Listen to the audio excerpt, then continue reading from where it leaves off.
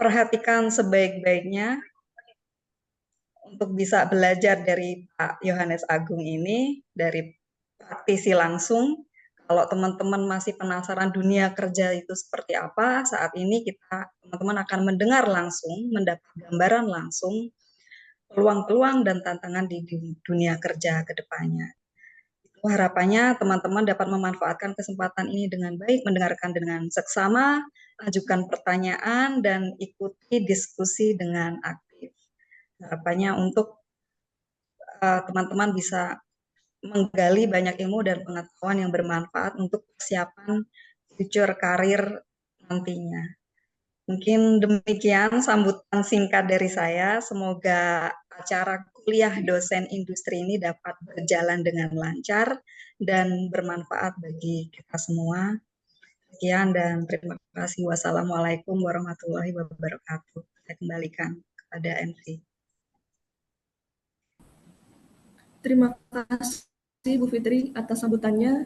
Selanjutnya kita dengarkan bersama-sama sambutan dari Coach Andi Iwaniswanto selaku dosen pengampu mata kuliah etika profesi. Ya, baik. Terima kasih, Bunga. Ini walaupun kegiatan di Zoom, tapi sebetulnya saya memberikan sambutan kepada mahasiswa yang ada di depan saya ini ya. Jadi ini lucu ini ya, seolah-olah jauh tapi padahal dekat sekali ada di depan gitu ya. Jadi saya memberikan sambutan kepada siapa ini ya. Oke, yang pasti adik-adik kita patut bersyukur atas waktu, kesempatan yang diberikan sehingga kita bisa belajar secara langsung dari praktisi ya. Ini menjadi kekuatan atau keistimewaan atau keunikan dari atau kelebihan dari prodi kita dan juga kampus kita yang selalu memberikan ruang bagi praktisi untuk berbagi. Maka tema kita ini adalah sharing session. Kita mendengar apa yang secara langsung yang dihadapi oleh para praktisi, terutama hubungannya karena saya mengampu mata kuliah etika profesi, maka kita akan belajar secara khusus bagaimana dunia kerja, profesionalitasnya seperti apa dari kacamata seorang Agung, ya, seorang Yohanes Agung. Tentunya berbeda dari kacamata saya yang selama ini juga bersama-sama dengan Anda. Tentu kita akan belajar dari kacamata yang berbeda sehingga pengetahuan kita tentang dunia kerja itu menjadi lebih kompleks, menjadi lebih luas, dan pasti itu akan memperkaya. Dan ini menjadi tujuan dari kegiatan kita. Karena itu pertama-tama terima kasih Coach Agung telah meluangkan waktu di tengah-tengah kesibukan ya, karena saya tahu ini setelah bertemu dengan grup BCA ya. Kalau dari informasinya kemarin baru kemudian menginformasikan langsung segera bertemu dengan kami. Ini terima kasih atas kesediaan, atas waktu yang diberikan kepada kami secara free, waktunya juga free biayanya secara terus terang ini ya. Saya katakan banyak orang-orang baik di luar sana yang selalu membantu buat kita untuk berdiskusi dan menggali. Maka adik-adik, Anda harus bersyukur karena kalau Coach Agung ini memberi sesi coaching ya besar sekali biayanya. Dan kita diberi kesempatan untuk bisa bertatap muka, meluangkan waktu 1 jam, 1,5 jam ini sudah sangat bersyukur. Maka nanti gunakan waktu sebaik-baiknya. Dan nanti biarkan nanti Coach Agung sendiri yang memperkenalkan diri. Kalau saya sudah mengenal lama sekali Coach Agung, bahkan kita pernah bersama-sama memberikan pelatihan leadership di Medan, ya, di satu yayasan sekolah yang memiliki sekitar 30 cabang. Itu waktu itu kita berapa hari ya di Medan untuk bersama-sama berdinamika membina para kepala sekolah, para pemimpin untuk sekolah-sekolah di keuskupan, bukan di keuskupan ya, tapi di daerah di Medan di sana. Dan banyak kiprahnya, teristimewa Coach Agung ini kalau Anda nanti mengikuti Instagramnya, dia aktif terhadap pendampingan untuk remaja. Ya, jadi di bidang remaja beliau ini ahlinya untuk mempersiapkan dalam arti tertentu fondasi dasar pembentukan karakter yang dimulai sejak dini tapi istimewa di kalangan remaja. Ini beliau secara khusus mendedikasikan dalam coachingnya, di dalam pendampingannya itu kepada anak remaja. Dan tentunya selalu bersama dengan perusahaan, bersama dengan instansi, itu tak lepas dari kegiatannya. Terima kasih dan semoga kegiatan ini sangat bermanfaat dan pasti sangat bermanfaat. Dan kiranya adik-adik juga dapat menyimak. Nanti tanyakan apa saja yang Anda ingin tanyakan, kesempatan yang luas untuk menanyakan apa saja kepada Coach Agung. Itu saja yang bisa saya sampaikan dan saya serahkan kembali kepada Bunga. Silakan Bunga. Terima kasih Coach Andi atas sambutannya. Jadi teman-teman, tema kali ini adalah tema yang sangat menarik dan saya yakin teman-teman mahasiswa sudah tidak sabar mendengarkan materi pada siang hari ini. Dan saya juga yakin ya, dengan keahlian dan pengalaman yang begitu banyak, Coach Agung telah membantu banyak orang dalam merancang karir mereka dan mencapai kesuksesan profesional. Tidak salah lagi, Coach Agung adalah orang yang tepat untuk mengajarkan kita menjadi pekerja yang profesional.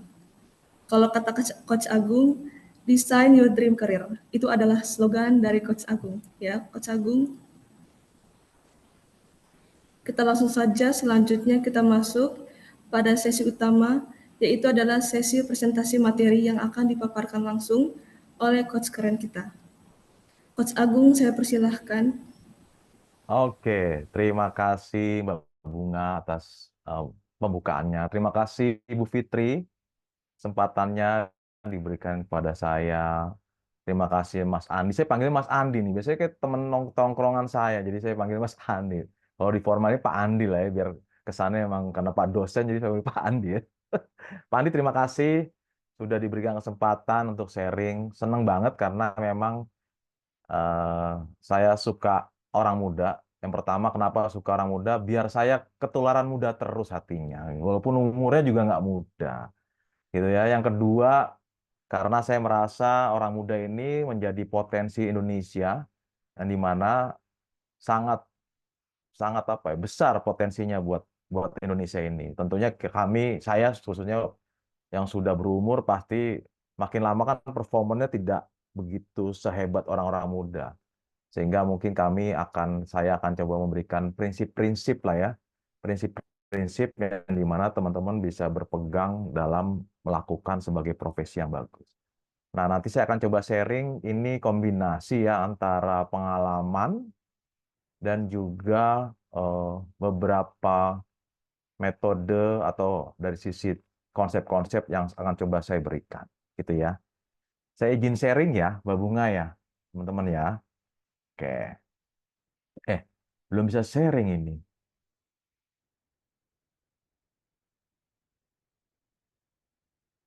Masih di disable.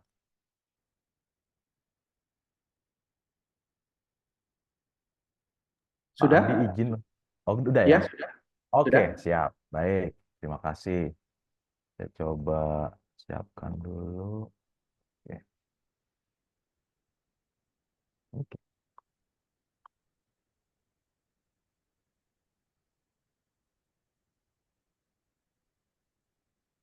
Sip. Atau gini aja. Sebentar ya, saya close ini.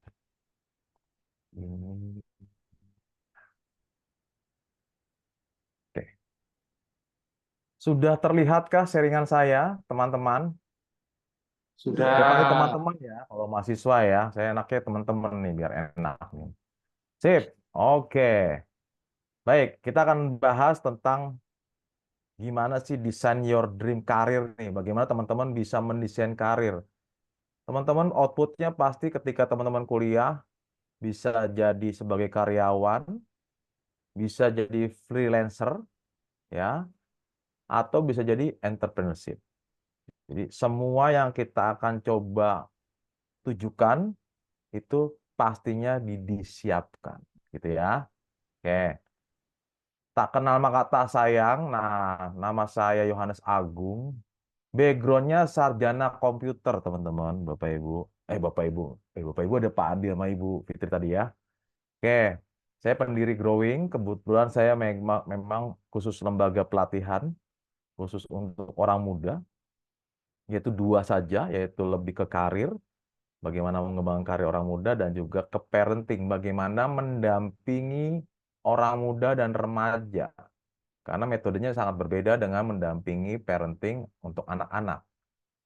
Kebetulan saya pegang di sini sebagai direktur langsung di PT Solusi Karya Kasih, karir dan wisdom parenting coach. Memang saya masuk ke sana seperti Pak Andi bilang, berdedikasi di sana. Instruktur coaching, sekarang saya masih aktif sebagai instruktur coaching di Guru Penggerak Kemendikbud and Ristek. Jadi saya ngajarin guru-guru gimana mendampingi orang muda atau siswa dan juga ke guru penggerak dalam metode coachingnya, gitu ya. Sertifikasi yang ambil di Coaching Indonesia, kemudian di fasilitator itu utama di BNSP. Nah, ini buat catatan teman-teman nih, background saya gaduh-gaduh nih teman-teman. Campur-campur nih. Pertama, supervisor di bidang IT 6 tahun di Sinarmas. Sinarmas itu perusahaan sawit, gitu ya, 6 tahun di sana. Background saya kuliahnya di IT, kerjanya inline gitu kan, ada hubungannya di bidang IT 6 tahun. Galau-galau-galau, gue mau jadi ini deh, saya mau jadi sales, karena pengen belajar bisnis. Jadilah senior manager di bidang penjualan. Nyangkut-nyangkut nggak tahu 10 tahun. Padahal ketika saya S1, saya paling nggak suka lihat sales. Nggak suka, nggak senang. Sales apa sih, kerjaannya cuman begitu-begitu, kayaknya aduh memalukan. Tapi ujung-ujungnya saya jadi sales manager, teman-teman. Nah, ini kan unik nih. Nanti kita nge-sharing bagaimana kok bahkan 10 tahun saya pengalaman di bidang sales. Nah, saya banyak banget, justru banyak ilmu di bidang sales, baik cara interaksi dengan orang lain, cara meyakinkan dengan orang lain, dan cara bagaimana kita menjual diri atau jual diri secara positif ya, menjual profesi kita dengan baik. Kemudian akhirnya saya bangun bisnis sendiri, yaitu menjadi professional coach dan fasilitator pelatihan 10 tahun. Pengalaman itu jadi tim pembina orang muda di Gereja Santa Ana kurang lebih 8 tahun. Sekarang aktif di tim pembinaan pendamping orang muda di Komisi Pendidikan Kuskupan Agung Jakarta. Itu. Kurang lebih itu. Jadi kalau nanti mau kontak-kontak tentang karir, silahkan dihubungi sini. Nah, ada nomor teleponnya. Gitu ya. Oke.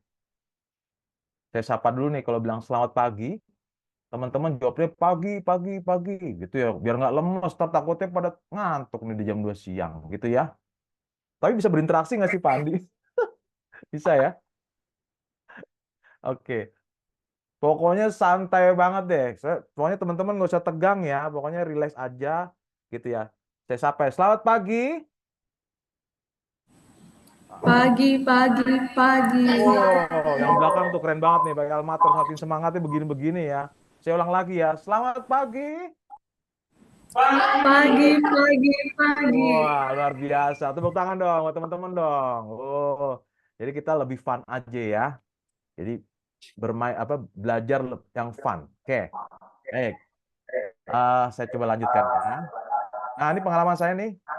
Ketika saya melakukan pelatihan-pelatihan nih, jadi memang saya lebih banyak dengan pendekatan experiential learning. Jadi belajar berbasis pengalaman. Karena bagi saya keyakinan bahwa setiap orang bisa belajar tidak hanya teori konsep, tapi dia harus di lapangan. Makanya berbasis pengalaman itu saya kebanyakan diterjunin langsung ke mereka. Contohnya mereka belajar sosial, bagaimana mereka beradaptasi dengan lingkungan, terutama di lingkungan yang finansialnya terbatas, mereka terjun di sana, tinggal di sana, nginep di sana. Jadi bantuin para pemulung, ini experiential learning, ini bikin puzzle, ini mereka entrepreneur nih jualan, bantuin para kaki lima entah jualan ketoprak, jualan buah-buahan, apapun juga. Sehingga mental anak muda pun nggak hanya yang happy-happy gitu, tapi mereka bisa bantu berkontribusi kepada orang-orang yang terbatas. Sehingga ini menjadi kebiasaan karakter kita untuk membantu berkontribusi kepada orang lain. Ini kalau di kantor saya bikin board game, kita desain board game gitu ya.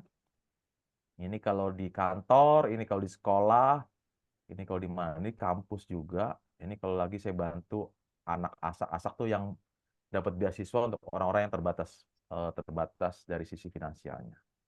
Oke. Ini kalau di perusahaan-perusahaan yang saya support, kebetulan terakhir lagi di BCA, kemudian ada project juga di BFI, di Pelni, ya ini perusahaan-perusahaan corporate yang saya coba bantu di sana. Ini kalau di sekolahan ini sempat di NOA, di Strada, di The Brito, Tanoto Foundation, karena lagi aktif juga di Kemendikbud and Ristek, itu kurang lebih. Saya mendirikan Growing with Joy and Goodness. Jadi harapannya ini adalah tangan Tuhan. Kalau kita nempel dengan Tuhan, saya yakin dan percaya karena Tuhan punya energi positif, Tuhan punya hal yang power positifnya kuat, energi kuat, sehingga kita kalau nempel atau bergantung dengan Tuhan, maka kita pun menjadi buah yang baik juga kepada orang lain. Kita melahirkan buah-buah kebaikan juga bagi orang lain, tentunya akhirnya bermanfaat juga buat orang lain dan juga buat diri kita. Gitu ya, hukumnya gitu ya.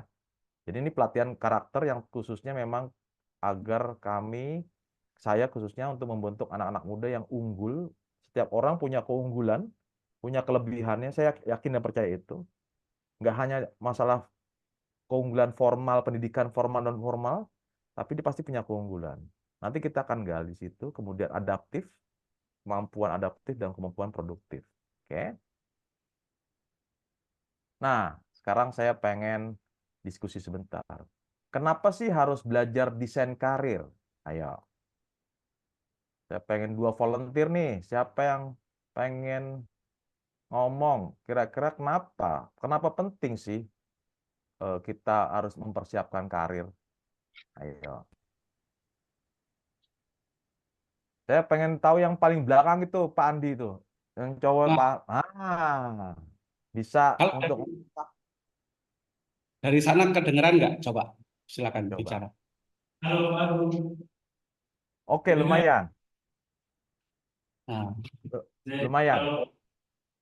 terima kasih Pak Agung atas waktunya. Jadi kalau menurut saya kenapa harus mulai sekarang harus mendesain karir, karena apa yang akan saya lakukan sekarang ini akan menjadi sesuatu yang mungkin akan berguna untuk saya ke depannya, dan saya bisa memproteksi apa yang akan saya buat dan akan menjadi apa saya kepada yang bermanfaat bagi seluruh masyarakat.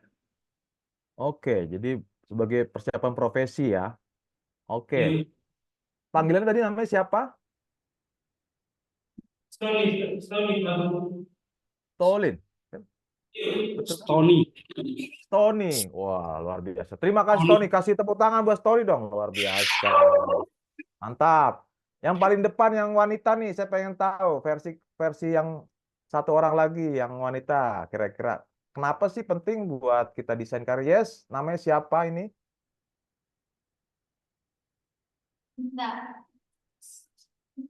Nandita. Perkenalkan, nama saya Apa di sini aja, ke sini ke sebelah supaya lebih dekat. Oh, boleh. Nah, maju. Maju sebentar. Sekarang olahraga toh. Sini lewat sini. Nah,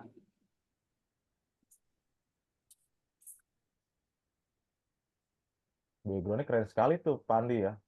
Cuacanya cerah sekali loh. Baik, Yuk, silakan.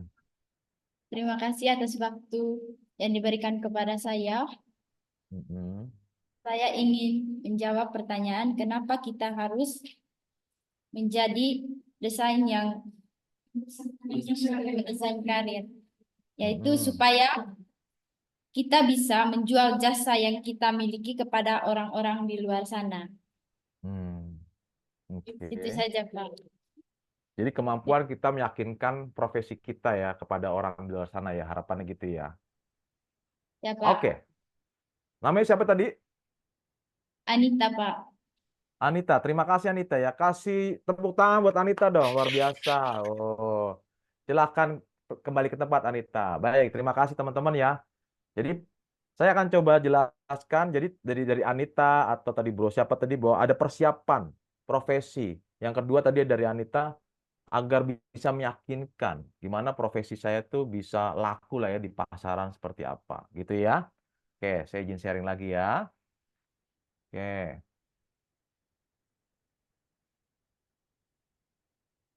Oke. Nah, saya pengen tahu perasaan teman-teman nih. Mungkin dari sisi resen aja. Ada nggak sih yang pertama, saya tuh nggak merasa percaya diri karena jurusan yang saya pilih itu belum sesuai atau tidak banyak dan juga banyak persaingan. Ada yang merasa begitu nggak? Resen deh. Kalau ada yang merasa gitu. Yang pertama nih, saya nggak percaya diri karena jurusan yang saya pilih tuh udah sesuai atau tidak sesuai bahkan atau merasa banyak saingannya. Ada yang merasa begitu?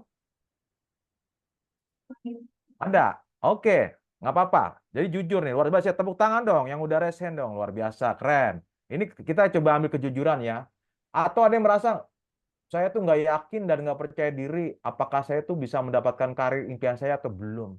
Jadi masih habis lulus ragu-ragu gimana ya dapat kerja. Wah, ada yang begini-begini ya, udah kayak main kelelep nih ya. Oke, sip, luar biasa, mantap. Ada yang merasa bingung nggak? Ini biasanya nentuin jurusan. Mungkin teman-teman udah sesuai dengan jurusannya ya. Atau profesi sesuai dengan passionnya nggak nih? Nah, ini biasanya orang-orang anak SMA ya. Tapi teman-teman sudah putuskan. Oh, masih ada. Oke. Oh, masih ada yang galau juga ya. Oke, is oke. Kemudian ada yang merasa salah jurusan? Ada nggak? Sehingga apa yang saya harus lakukan untuk meniti karir impian seperti saya? Oh, nggak ada. Oke, sip.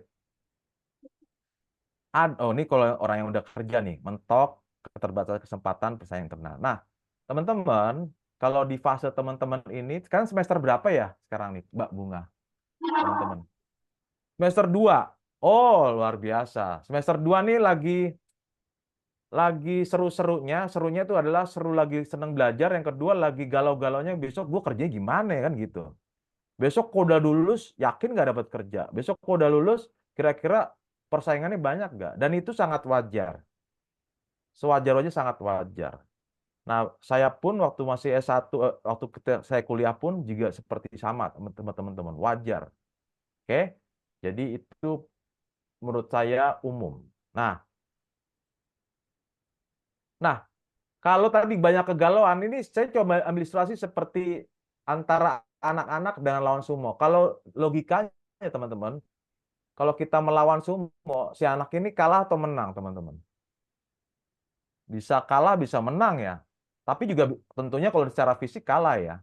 Artinya ketika teman-teman nanti lulus nih, nggak mungkin mulus. Pasti ada tantangan-tantangannya, teman-teman. Benar nggak?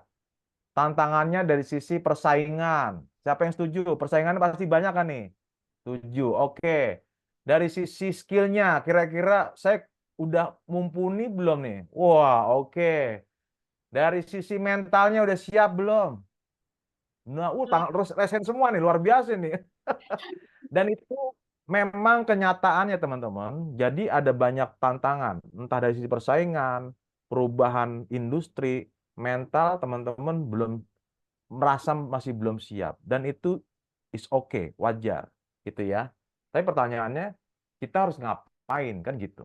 Gimana caranya kita harus mengalahkan tantangan-tantangan itu? Oke.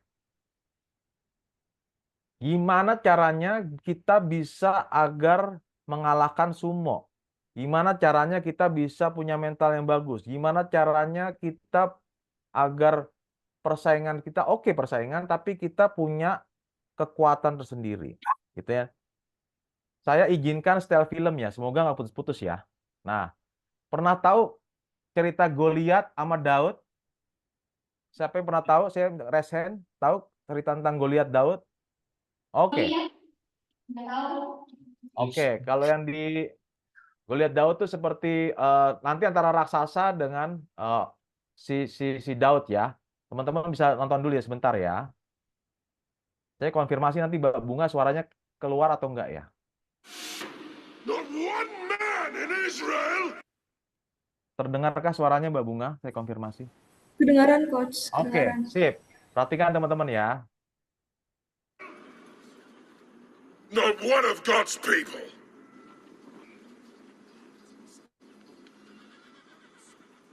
I'll do it. David, you're no soldier, you're a shepherd. Yes, a shepherd. As I protect my sheep, God will protect me. Where is your faith? Where is your God? I will kill him. You'll need this.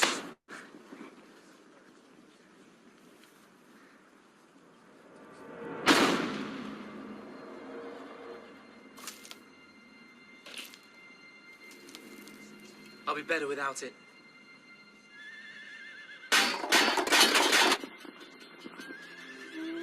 Yea, though I walk in the valley of the shadow of death, I fear no evil. You are with me. Thy rod and staff, they comfort me. You anoint my head with oil. My cup overflows. Surely goodness and mercy shall follow me all the days of my life.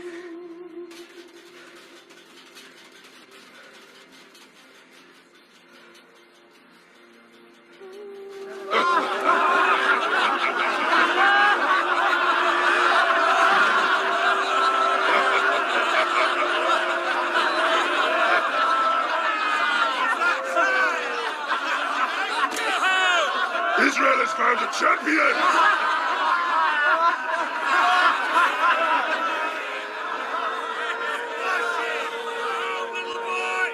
Don't waste my time, little boy. You're too young to die. I will fight you!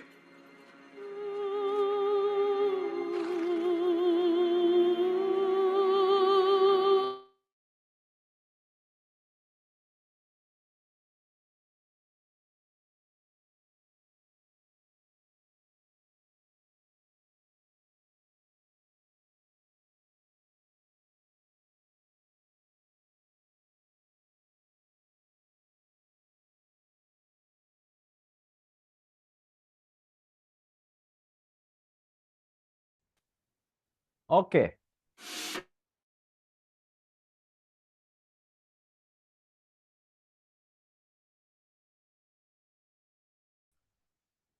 Mbak Bunga Nirmala, pengen tahu dari Mbak Bunga nih.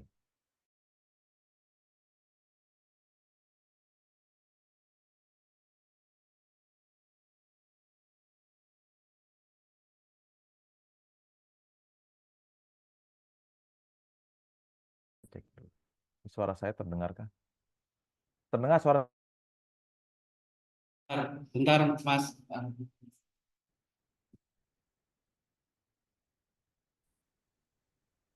Oh, filmnya nge-freeze kah? Tes data. Oke. Tadi filmnya nge-freeze kah? Tidak. Enggak. Oke. Mungkin karena biar ini ya. Jadi kalau dari sisi film ini, saya coba ambil poinnya adalah gini, teman-teman.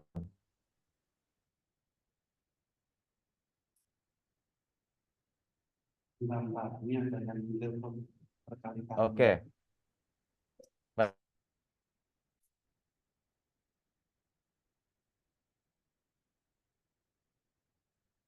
Kan itu pertanyaannya. Kan gitu ya.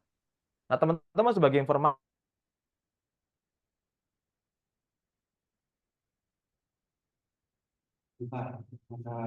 dan dia sudah terbiasa sebenarnya dan sudah terlatih ketika dia menjadi gembala domba. Artinya, dia selalu melindungi domba. Jadi, kalau dia ada binatang buas, baik serigala atau harimau maupun beruang, maka si Daud itu akan melakukan penyerangan kepada binatang buas pakai ketapel. Jadi intinya dari poin di situ adalah bahwa si Daud juga nggak sekonyong-konyong langsung dia bisa langsung cerdas lawan si Goliat.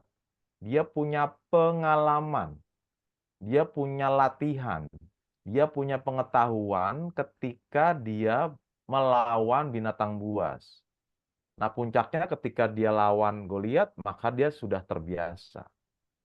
Nah, poin yang diambil saya coba dari teman-teman dari konsep ini adalah ketika kita sudah ada persiapan dengan baik, ketika kita sudah melatih dengan baik, ketika kita sudah ada strategi-strategi dengan baik, harapannya teman-teman, ketika teman-teman nanti lulus, maka teman-teman sudah siap tuh untuk mengalahkan seperti Goliat, mengalahkan dari sisi diri sendiri, dan juga kita bisa menguasai sesuai dengan pekerjaan yang kita mau.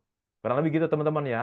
Jadi kata kuncinya teman-teman adalah latihan dan persiapan yang harus lebih matang tentunya dengan strategi. Oke. Saya izin sharing ya. Oke.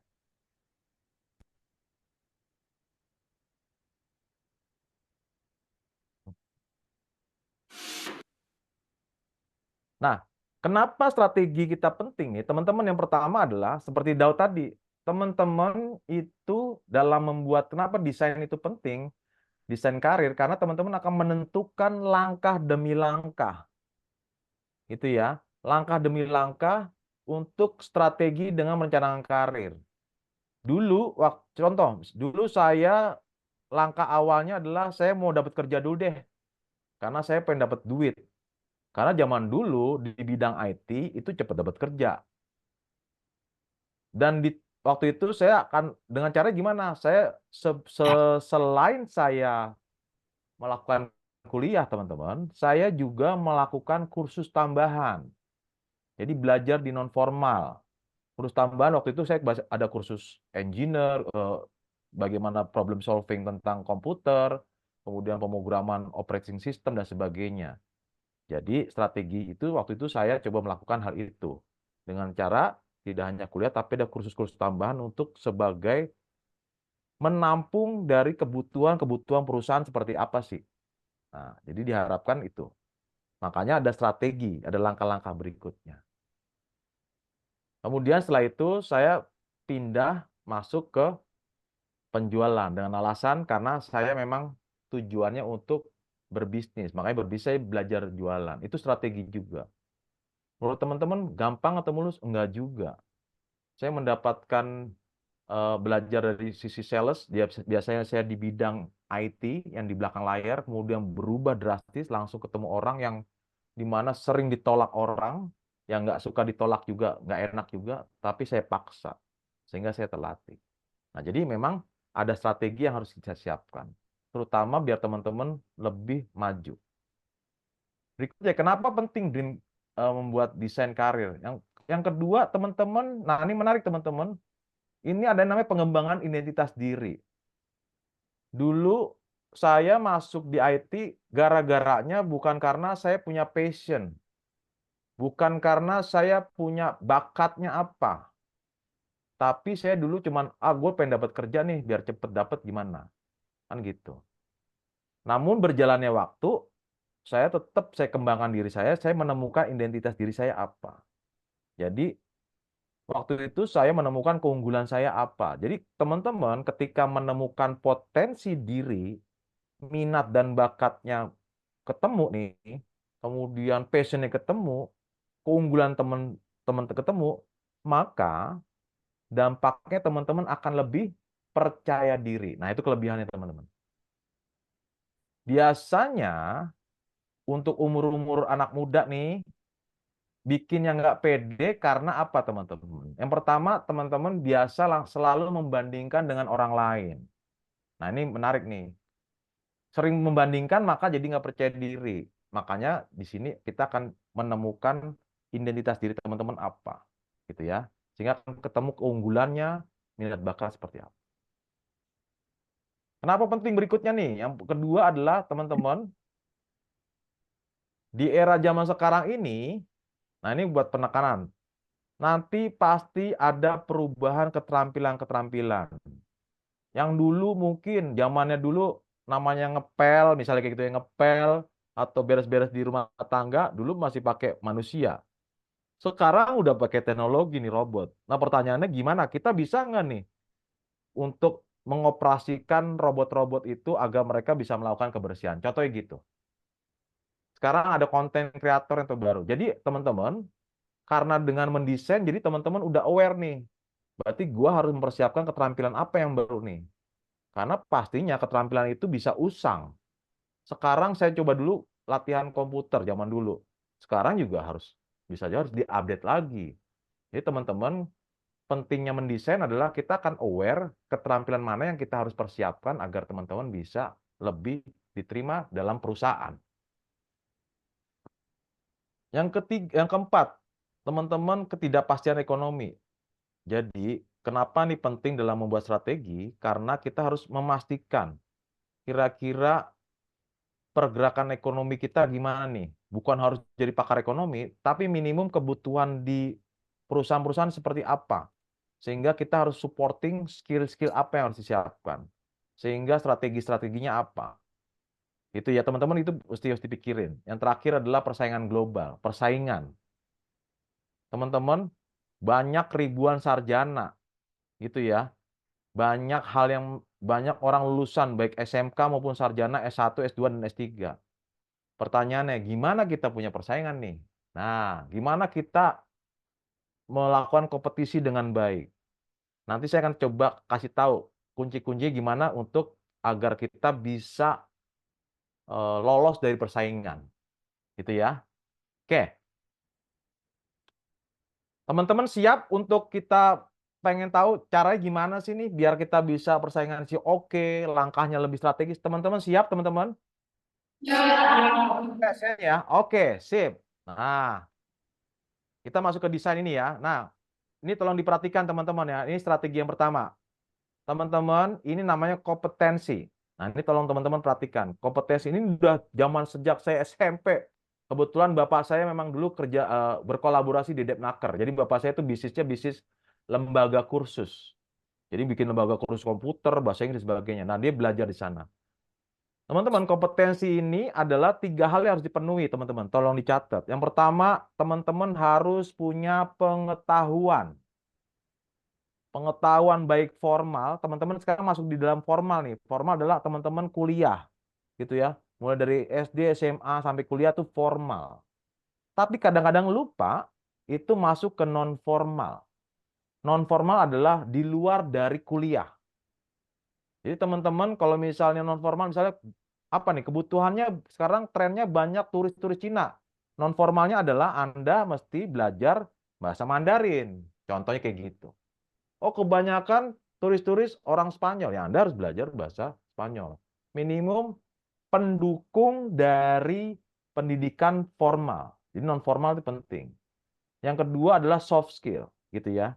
Nah, yang menarik ketika di era digital ini teman-teman gampang dapatnya, khususnya di non-formal. Karena teman-teman sudah banyak pengetahuan YouTube, media sosial, jadi banyak. Dibandingkan angkatan saya dengan Pak Andi nih, zaman dulu pengetahuan itu mahal karena informasinya tidak sebanyak sekarang. So, teman-teman manfaatkanlah era digital ini, gadget Anda untuk belajar pengetahuan sebanyak mungkin. Jadi bukan hanya pengen lihat konten-konten penghiburan atau hiburan, tapi yang bermanfaat. Ini catatan ya, pengetahuan. Jadi pengetahuan lebih masuk awareness ya, lebih ke konsep-konsep dapat. Nah, konsep-konsep ini kan harus dipraktekkan, harus dijalanin. Jadi kalau orang tahu tentang pengetahuan, tapi nggak bisa, skillnya bagus, itu cuma teori doang. Ah, lu mah teori doang lu. IP-nya berapa? IP saya 3,8. Tapi disuruh kerja, 0. Nah, itu nggak bisa, teman-teman. Disuruh melakukan sesuatu, nggak bisa apa-apa. Misalnya di bagian pariwisata nih, disuruh untuk hospitality, dia bingung. Nggak bisa. Makanya bagusnya kalau di praktek itu ya, kalau di bagian vokasi politeknik, itu banyak prakteknya. Makanya masuk ke teman-teman, nah ini perhatikan. Keterampilan. Keterampilan itu harus banyak praktek. Kalau kalau di bidang formal itu outputnya adalah hard skill. Jadi kalau misalnya hospitality ya Anda harus punya hard skill-nya adalah bagaimana punya hospitality. Kalau di dunia marketing bagaimana Anda punya kemampuan untuk digital marketingnya seperti apa nih konsepnya. Mesti dipraktekin nih.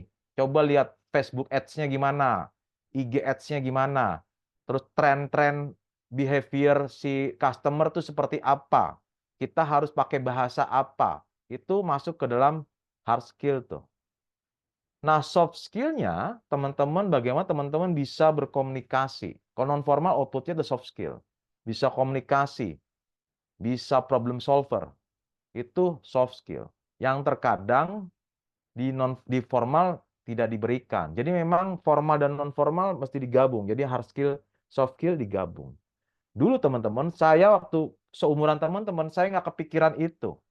Taunya cuman hard skill. Makanya saya kebanyakan kursus-kursus yang non formal, yang hard skill dan formal. Pokoknya saya jago program komputer, jago problem solver komputer, itu udah cukup. Nyata soft skillnya belum. Nah teman-teman, kita bersyukur di saat ini saya menyadarkan teman-teman, ini loh, hard skill, soft skill mesti teman-teman siapkan. Nah yang menarik teman-teman, kebanyakan di Indonesia ini fokusnya cuman ini nih. Pokoknya saya udah terampil, keterampilan latihannya bagus, udah oke. Pokoknya saya udah cerdas, IP saya bagus, sudah oke. Tapi dia lupa di sini nih. Nah, ini masuk dalam etika. Namanya attitude dan wisdom. Oke. Ini harus jadi satu, teman-teman. Dulu itu saya pikirkan cuman pengetahuan keterampilan. Saya pikir udah cukup. Ternyata prakteknya di lapangan, teman-teman, ini kurang kedodoran. Nah, berdasarkan di lapangan, kebanyakan anak muda fokusnya cuma di sini nih. Di sininya lupa. Attitude-nya lupa. Sikap-sikapnya lupa. Perilaku yang positif juga lupa. Mentang-mentang IP bagus, keterampilan cerdas, gue udah jago kok, gue udah sombong nih. Sehingga itu menjadi bumerang buat teman-teman, buat kita bersama. Ini penting. Nah, perusahaan membutuhkan 3 hal ini, teman-teman. Nah, ini penting banget nih buat fondasi teman-teman. Dari sini clear, teman-teman ya. Kalau clear, saya minta jempolnya. Saya pengen respon. Oke, clear, sip. Oke. Sekarang kita bahas ya satu-satu ya. Kenapa attitude dan wisdom ini penting. Sekarang saya pengen tahu nih. Teman-teman tahu Mahatma Gandhi?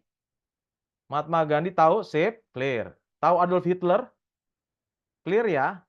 Adolf Hitler tahu? Oke. Pertanyaan saya, persamaan Mahatma Gandhi dan Adolf Hitler apa? Persamaannya adalah mereka punya kemampuan dan punya pengaruh. Benar nggak? Mereka punya karakter kepemimpinan. Adolf Hitler mempengaruhi orang Jerman bagaimana dia punya perjuangan-perjuangan tentang Nazi. Makanya dia bisa memobilisasi pasukan-pasukannya. Mahatma Gandhi memperjuangkan kemerdekaan India. Dulu dijajah oleh bangsa Inggris. Tapi dia berjuang tanpa kekerasan. Nah, mereka punya pengaruh dua-duanya. Siapa yang setuju, teman-teman? Kalau setuju, kasih jempol nih. Oke, setuju. Nah, perbedaannya apa, teman-teman? Perbedaannya adalah mereka yang satu lagi, si Adolf Hitler adalah merusak kehidupan. Benar nggak? Dia membunuh orang Yahudi. Yang satu lagi adalah membangun kehidupan. Dia memperjuangkan tanpa kekerasan. Nah, pertanyaan saya buat teman-teman nih. Kalau teman-teman nih, misalnya sebagai pemimpin, sebagai seorang owner atau seorang rekrutmen atau seorang yang punya bisnis ya. Kalau teman-teman kalau mau milih nih, teman-teman pilih Mahatma Gandhi atau milih Adolf Hitler, teman-teman. Kalau pengen suruh jadi karyawan mereka. Mahatma Gandhi siapa yang setuju? Setuju ya? Yang Adolf Hitler setuju? Nggak ada ya. Nah, artinya teman-teman, seorang dua hal ini, dia punya kemampuan hard skill, soft skill-nya bagus nih. Dia punya kemampuan komunikasinya bagus. Dia punya kemampuan mempengaruhi bagus. Tapi dia, yang satu lagi, dia malah merusak kepercayaan orang lain. Makanya kenapa teman-teman justru lebih trust dengan si Mahatma Gandhi. Gitu ya. Kenapa teman-teman? Nih, teman-teman sebagai informasi. Kalau teman-teman punya pengetahuan seperti Mahatma Gandhi atau Adolf Hitler, entah teman-teman punya kemampuan komunikasi bagus, pemimpinannya oke, pinter akademis, IP-nya bagus, itu udah oke banget. Itu jangan disia-siakan, itu dimaksimalkan. Tapi yang harus dipersiapkan juga adalah kecerdasan emosi teman-teman, tenang, sabar. Kalau ada kegagalan terus dilakukan. Kalau IP-nya lagi jelek, is okay, perbaiki lagi. Kalau nilainya lagi jelek, is okay, perbaiki lagi. Jadi teman-teman mentalnya itu harus dibentuk dari sekarang. Yang berikutnya adalah nilai-nilai hidup kecerdasan spiritual. Baik kerendahan hati. Ini penting banget nih, attitude nih. Kalau orangnya sombong, IP-nya bagus. Kalau sombong, kira-kira mau bekerja nggak orang itu? Kira-kira ada yang mau diajak nggak sih kerjanya? Kan nggak mau, kan gitu ya. Ngapain saya ngajak kerja orang sombong? Kemudian menghargai orang lain, empati, cinta kepada sesama. Rajin dan ini juga harus dipupuk teman-teman. Kenapa? Karena ini modal utama nih. Nih.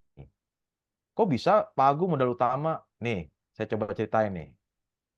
Teman-teman, kalau kita menghidupkan attitude dengan baik, seperti tadi Mahatma Gandhi, maka orang itu akan dikasih kepercayaan, akan membangun reputasi teman-teman dan membangun kepercayaan. Itu teman-teman ya. Jadi sebenarnya modal utama itu bukan uang dalam bisnis. Modal utama kalau teman-teman mau bekerja adalah bukan semata-mata hanya IP yang tinggi juga, tapi kepercayaan. Kalau kepercayaan itu akan teman-teman bangun, maka orang itu akan terbuka dan juga akan merekrut atau mengajak dalam berbisnis maupun dalam bekerja. Nah, jadi kata kuncinya reputasi. Kalau reputasi bagus, teman-teman, maka peluang karirnya akan besar. Contoh nih, saya ceritain nih pengalaman saya. Kalau diadu IP-nya, saya IP-nya standar banget. IP-nya cuma 3,06, teman-teman. Ya. Nah, ketika saya kuliah, saya lebih banyak berkontribusi ikut organisasi gereja waktu itu. Namanya OMK atau Mudika. Jadi saya aktif tuh di gereja tuh. Aktif. Tujuannya adalah saya coba mengembangkan potensi dan juga berkontribusi. Kebetulan saya pegang itu menjadi ketua Mudika waktu itu. Dan saya coba melakukan sebaik mungkin, setanggung jawab mungkin. Nah, ketika berproses teman-teman, maka saya menghidupkan nilai-nilai itu, maka banyak teman-teman itu trust dengan saya, percaya dengan saya. Jadi teman-teman selintingan saya itu percaya dengan saya. Nah, efeknya ketika teman saya, ya waktu itu saya masih nganggur nih. Saya udah lulus, saya masih nganggur bisa jadi sebulan. Nah, teman-teman saya yang saya coba berkolaborasi dan percaya sama saya, mereka udah kerja duluan tuh. Nah, ketika mereka udah kerja duluan, saya yang dipanggil tuh teman-teman. Gung, lu kirim CV gue deh. Kirim CV ini ada lowongan. Jadi saya masuk ke Sinarmas bukan karena saya kirim CV ke media JobsDB dan sebagainya. Jadi saya masuk ke Sinarmas karena reputasi saya lewat teman main saya, teman organisasi saya. Sehingga itu akhirnya lolos. Walaupun tetap aja kompetensi harus saya yang punya kan. Jadi kalau dari cerita ini teman-teman, ketika kita punya reputasi yang positif, maka orang sekitar kita tuh nggak ragu-ragu tuh pasti ngajak. Oh ini ajak ini deh. Oh ajak ini deh. Karena tadi kita punya attitude yang positif. Di luar kelemahan kelebihan kita ya. Karena kita bertanggung jawab. Nah ini teman-teman sebagai pengalaman teman-teman, ketika teman-teman sekarang teman-teman menjadi masih semester 2, teman-teman tolong tunjukin dari sisi tadi, hidupkan nilai-nilai positif. Karena nggak tahu nih teman-teman sekitar teman-teman nih bisa jadi bos loh. Kan kita nggak tahu. teman-teman sekitar ini bisa jadi bisa saling nolong loh. Ini ada peluang kerja nih. Nih, bisa masuk nih. Jadi teman-teman tunjukkanlah personal branding, reputasi yang positif. Sedini mungkin. Jadi nggak harus langsung positif ketika lulus, oke, saya baru akan melakukan reputasi yang baik. Enggak, sedini mungkin. Sekarang nih, lakukan positif. Sehingga nilai-nilai yang kita bangun itu akan menjadi trust atau percaya. Gitu ya. Dari sini clear teman-teman? Kalau clear, oke, sip. Nih, tagline nih teman-teman. Kalau IQ itu akan masuk, kecerdasan otak kita akan masuk menjadi filter pertama untuk masuk dalam dunia kerja. Tapi kalau EQ itu makan promosi teman-teman ke dalam karir kita.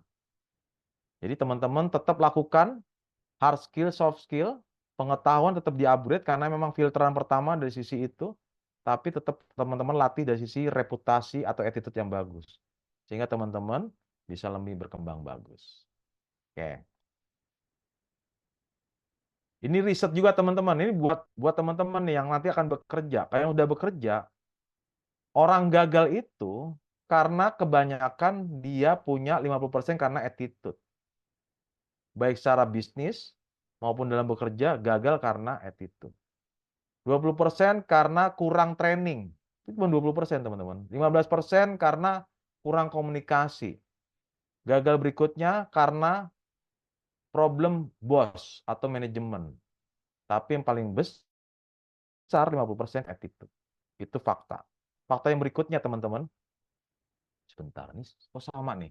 Oke. Kalau dari fakta yang lain, orang di PHK tuh biasanya karena attitude. Oke. Dari sisi attitude, teman-teman sudah clear kenapa penting? Sudah ya? Oke. Sekarang berikutnya pengetahuan dan soft skill. Nah, mungkin kalau pengetahuan di bidang formal teman-teman sudah lakukan. Sekarang teman-teman kuliah, jadilah kuliah yang baik. Cepat-cepat lulus sehingga teman-teman sudah siap. Nah, saya akan masuk ke soft skill-nya. Kira-kira kebutuhan apa soft skill itu yang teman-teman siapkan? Nah, sebelum saya masuk ke soft skill, kenapa ini penting teman-teman? Seperti saya bilang, bahwa kalau cuma ngandelin formal doang, itu bisa. Cuma nanti berkelanjutannya ada tantangan. Karena teman-teman kan akan berinteraksi kepada masyarakat, terutama dalam organisasi perusahaan. Kalau teman cerdas nih, tapi nggak bisa kolaborasi, biasanya nanti nggak dipakai. Teman-teman pinter, tapi nggak bisa kerjasama dengan orang lain, biasanya nggak dipakai. Teman-teman pinter, tapi teman-teman susah untuk komunikasi, biasanya nanti building trust-nya kurang. Makanya teman-teman butuh soft skill pendukung. Ya. Nah, teman-teman tolong perhatikan kenapa ini penting. Soft skill-nya apa aja nih? Di era zaman sekarang, teman-teman harus punya personal branding. Nah, ini sebagai antisipasi untuk persaingan teman-teman. Jadi personal branding adalah keunikan teman-teman harus punya. Ini penting. Saya mau tanya nih sama Mbak Bunga deh, biar gampang interaksi. Mbak Bunga jurusan apa Mbak Bunga?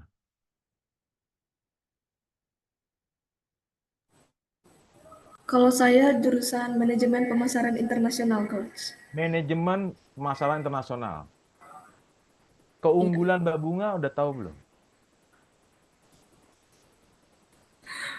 Masih mencari, Coach. Cari apa-apa. Kelebihannya belum tahu ya. Karakter Mbak Bunga udah tahu belum? Belum tahu ya. Oke, is oke. Nah, terima kasih Mbak Bunga ya. So, teman-teman tugasnya kalau misalnya lulus sama-sama manajemen pemasaran internasional, terus apa bedanya nanti saya coba ngerekrut teman-teman? Kan gitu. Sekarang satu kelas ada misalnya ada 30 orang. Terus nanti kalau lulus apa bedanya?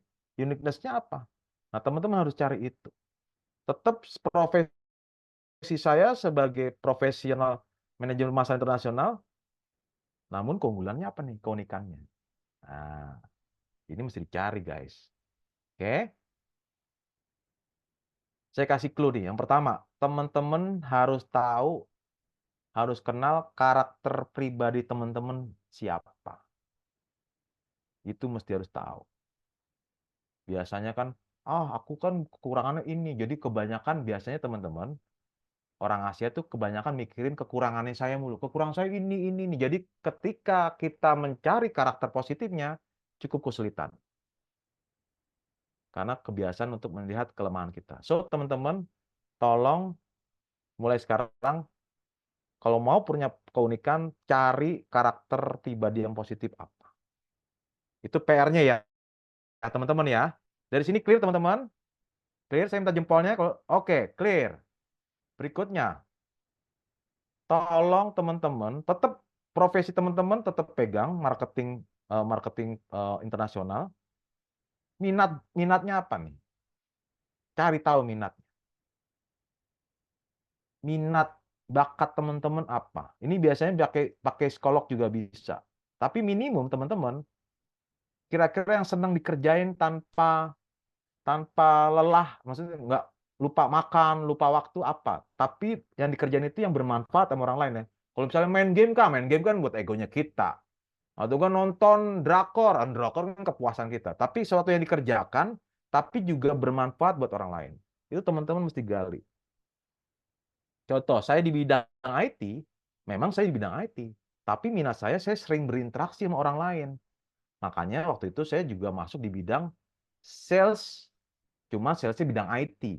Atau saya selalu ketemu IT yang berinteraksi sama orang lain. Nah, gitu teman-teman ya. Tetap profesinya dilakukan sama dengan profesi teman-teman, tapi minatnya mesti digali. Oke, ini PR buat teman-teman. Dari sini clear teman-teman? Jempolnya saya minta lihat. Clear, oke. Berikutnya adalah kemampuan mengenal passion pribadi. Jadi kalau udah ketahuan karakter positifnya, minat dan bakat, biasanya punya passionnya ketemu nih. Gitu ya. Jadi passion itu ya nggak mesti harus profesi yang kita akan lakukan, tapi minimum ada kombinasi nih teman-teman. Misalnya saya suka IT tapi suka ngajar. Saya suka ngajar, tapi saya suruh berinteraksi. Makanya saya training pun, tapi saya melek IT juga. Nah, itu uniqueness-nya gitu. Dengan melek IT, saya suka berkomunikasi one-on-one nih sama orang. Saya bisa jualan. Jadi saya punya 3 kompetensi itu. Bisa ngajar, bisa jualan, saya paham sama digital marketing tuh. Makanya saya bikin konten. Konten pun saya belajar gimana caranya bisa viral atau bisa banyak disukai orang, bisa share dan sebagainya. Jadi 3 hal itu. Karena saya suka. Nah, teman-teman silakan dikombinasi tuh. Kalau udah ketemu teman-teman karakteristik teman-teman, baru siapkan teman-teman mau kemana. Yang menarik teman-teman, kita sudah menentukan impiannya, tapi kita belum mengenal pribadi kita dengan baik. Sehingga jadi tersendat-sendat. Sama seperti saya dulu tuh. Pokoknya saya kerja dulu deh. Saya dapat kerjaan, ya udah di bidang IT. Is okay juga, nggak apa-apa. Cuman harus berproses tuh, mengenal pribadinya sehingga sesuai dengan passion-nya. Sehingga sesuai dengan bakatnya, minatnya apa. Makanya saya putuskan sampai sekarang ini lebih ke coaching. Karena coaching tuh lebih banyak ngobrol. Karena ada orang juga nggak suka ngobrol. Nah, saya suka ngobrol karena untuk sebagai mengembangkan. Kemudian saya pakai digital marketing, bagaimana membuat branding lewat konten kreator. Jadi banyak potensi-potensi yang kita coba kembangkan. Personal branding clear, teman-teman PR ya. Ini tolong nanti teman-teman, ini nggak mungkin langsung kita latih karena waktunya butuh waktu panjang. Oke. Soft skill berikutnya, teman-teman harus punya kemampuan adaptif. Nah,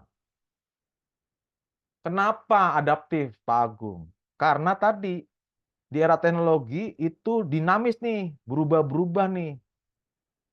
Berubah-berubah tentang perilaku masyarakat. Tadinya dulu beli apa misalnya? Beli baju di toko-toko gitu ya. Sekarang adanya di Shopee, di TikTok. Itu kan perubahan tuh. Tadinya dulu mungkin pesen hotel langsung lewat telepon. Sekarang lewat Airbnb atau enggak lewat toko tiket.com dan sebagainya. Kan perubahan perilaku. Makanya teman-teman sekarang harus bisa adaptif. Adaptif itu kemampuan teman-teman belajar cepat terhadap perubahan. Nah, makanya ini penting banget nih. Contohnya misalnya adaptif itu waktu dulu kan kita kuliahnya offline ya. Begitu kena pandemi langsung apa? Online. Nah, online kan juga sempat hang juga kan. Nah, kita harus adaptif nih. Gitu ya.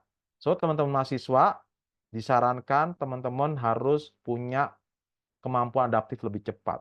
Jadi kemampuan belajarnya harus lebih cepat. Karena nanti perubahannya dinamis. Nah, pelajarannya apa yang mesti disiapin nih? Pertama, teman-teman harus punya komunikasi yang bagus di lingkungan teman-teman. Jadi sekarang teman-teman yang merasa, gue kan introvert Pak Agung, saya nggak bisa ngomong, saya nggak gaul, nggak ada tuh namanya introvert, ekstrovert tuh. Yang penting teman-teman bagaimana teman-teman mampu berkomunikasi. Berkomunikasi itu tidak harus dia mampu berbicara dengan baik teman-teman, tapi teman-teman mampu mendengarkan dengan baik. Contoh, saya sebagai sales selama 10 tahun, ketika saya ketemu, mungkin bisa ribuan orang kali ya, ketemu setiap hari, saya nggak pernah banyak ngomong, teman-teman. Saya selalu mendengarkan dengan baik. Itu komunikasi, teman-teman. So, teman-teman, ini nggak ada ngomong extrovert, introvert, tapi teman-teman punya kemampuan komunikasi harus bisa. Karena komunikasi itu membantu mengenalkan profesi tadi, seperti Anita bilang, gue punya profesi nih, ada yang bisa saya bantu. Tentunya lewat komunikasi. Gitu ya teman-teman ya. Jadi komunikasi, kalau bisa teman-teman ambil kursusnya komunikasi. Nah ini komunikasi kan di non formal. Nanti mungkin, nanti Pak Andi bisa bantu tuh tentang bagaimana berkomunikasi. Jadi teman-teman disiapkan komunikasi baik one on one, secara personal maupun secara publik. Atau sekarang ada tambahan 3 lagi nih, publiknya secara digital. Jadi konten kreator kan digital. Karena menunjukkan untuk reputasi teman-teman tidak hanya lewat publik on one, tapi lewat digital. Komunikasi teman-teman ya, tolong dicatat ya. Yang berikutnya, teman-teman mesti punya kemampuan berpikir kreatif, kritis, dan problem solver. Di zaman sekarang teman-teman, ketika ada perubahan, teman-teman harus kreatif. Nggak bisa pakai cara lama, dia harus cara baru. Terus, ada yang nggak efektif, dicoba lagi. Teman-teman harus punya kritis. Kritis itu dalam bentuk pertanyaan-pertanyaan. Loh, kenapa ada begini ya? Kenapa seperti itu ya? Kalau zaman dulu pendidikan zaman dulu itu, kita cuma satu arah nih. Pokoknya begini-begini ngerti ya? Oke, ngerti. Nah, zaman sekarang teman-teman bisa bertanya nih. Kritis. Kira-kira efektif nggak nih? Kira-kira dampaknya apa? Jadi teman-teman harus berpikir kritis. Yang terakhir, teman-teman punya kemampuan problem solver. Karena saya kebetulan di bidang IT, saya terlatih itu. Jadi kalau ada problem-problem, saya biasanya akan mencari solusi. So, teman-teman, saya rekomendasikan teman-teman punya kemampuan problem solver ini. Nah, problem solver itu bisa menelusuri sebab akibat masalahnya apa. Itu teman-teman ya. Karena teman-teman dalam perjalanan karir teman-teman dipastikan pasti nggak mulus. Setuju nggak teman-teman? Siapa yang setuju? Bisa mulus nggak untuk langsung jadi bos? Nggak mungkin. Pasti nanti ada tantangan ya. Ada tantangan, ada problem-problem. Nah, tugas teman-teman bagaimana teman-teman bisa terlatih untuk menjadi problem solver nih. Problem ini solusinya apa? Problem ini solusinya apa? Ini di soft skill juga. Nanti teman-teman butuh kudu kursus atau butuh pelatihan tentang problem solver, berpikir kreatif dan kritis. Oke? Dari sini clear teman-teman tentang adaptif? Clear. Oke. Yang terakhir adaptif, tambahan terakhir adalah kemampuan teman-teman mengelola keuangan. Nah, ini penting banget teman-teman. Mau gajinya 1 juta atau gajinya 1 miliar, kalau keuangan yang punya 1 juta bagus, pasti nggak jatuh miskin, teman-teman. Tapi kalau gajinya 1 miliar, kalau keuangannya berantakan, pasti juga miskin juga. Jadi pesan moralnya bagi saya, kelola keuangan dari sedini mungkin. Jadi teman-teman yang biasa boros ini ya, tolong dikelola dengan keuangan dengan baik. Karena kalau kita mengelola keuangan dengan baik, maka kita akan punya kemampuan manajemen internal juga baik. Nanti teman-teman bisa sisihkan uang ini buat apa misalnya? Buat upgrade pendidikan. Yang mau S1 jadi S2. Mau kursus apapun disisihkan. Bukan malah menjadi healing terus nih. Pokoknya foya-foya terus. Nah, ini karena dampak keuangannya. Atau bahkan tadi, ada yang kejebak pinjol. Ada yang merasa teman-temannya, ada yang pernah nggak teman-teman di sekitar kita ada yang kejebak pinjol? Ada nggak? Aman ya berarti ya? Oke, saya punya klien itu anaknya kejebak pinjol itu habis 45 juta, teman-teman. Cuman gara-gara minjem tuh. Untung bapak ibunya kaya tuh. Coba bayangin. Karena tidak bisa ngelola keuangan dengan baik. Gitu ya. So, teman-teman tolong catat, atur keuangan dengan baik. Mau punya penghasilan kecil atau besar, kelola keuangan dengan baik. Yang berikutnya, teman-teman punya mindset, kalau udah skill bagus, personal branding, tolong punya mindset selalu produktif. Ya, kenapa penting teman-teman? Gini, waktu saya coba kasih pesan kepada pengalaman saya gini, ketika saya belum dapat kerja, ya, saya selalu berpikir apa yang gue harus kerjain. Saya harus berpikir karya-karya apa yang saya harus lakukan. Makanya ketika saya masih lulus dan saya butuh waktu untuk dapat kerja, saya selalu berkontribusi tuh. Entah bikin suatu program, entah bikin suatu project event lah, atau bahkan saya melakukan jadi tukang sampah lah. Jadi saya harus lakukan hal yang produktif nih. Kenapa? Tujuannya kita punya hal-hal yang kreatif nih, bisa lebih punya pengalaman. Gitu ya. Jadi teman-teman diharapkan ketika nanti teman-teman baru lulus, nggak usah khawatir, teman-teman tetap berkontribusi secara konsisten. Walaupun belum dapat duit nih, teman-teman mau bantu apa nih? Jadi kontribusi penting. Jadi teman-teman harus berkarya. Baik yang dibayar maupun nggak dibayar, teman-teman harus berkarya. Karena kenapa? Nanti teman-teman ketika nanti di interview, nanti ditanyain nih, karya kamu apa nih? Nah, kan repot. Saya kan baru punya, kayak saya kan baru fresh graduate.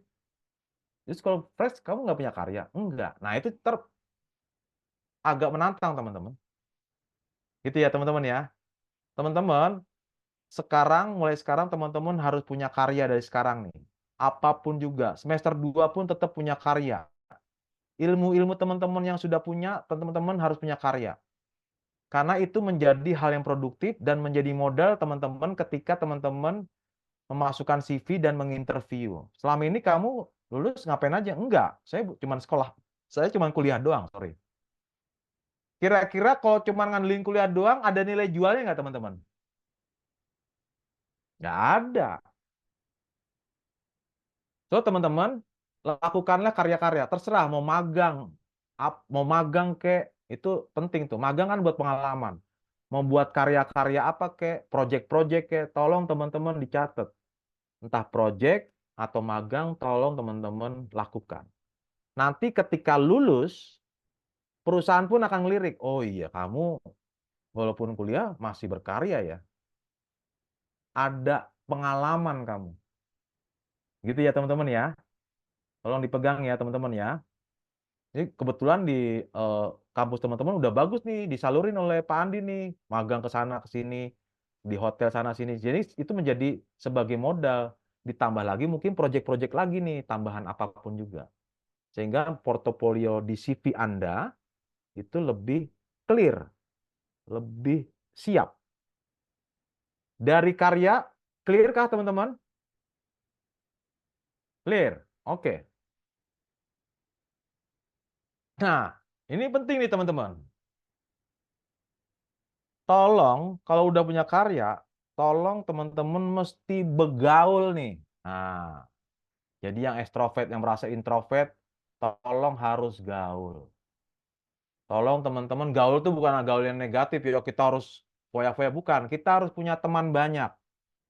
Nah, puji Tuhannya saya ketemu Pak Andi, ini menjadi network juga nih. Ini dampak dari network, memasarkan diri teman-teman. Tadi seperti Anita bilang, biar meyakinkan.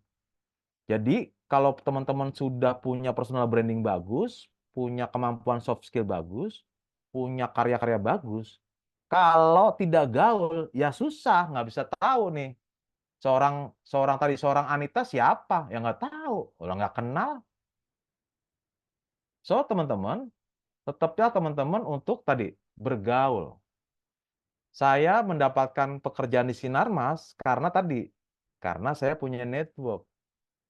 saya kerja pindah lagi di dunia sales karena apa? Saya punya network. Jadi saya kerja itu nggak pernah lewat ngelamar CV, teman-teman, tapi lewat networking. So, teman-teman mulai sekarang mesti gaul, mesti.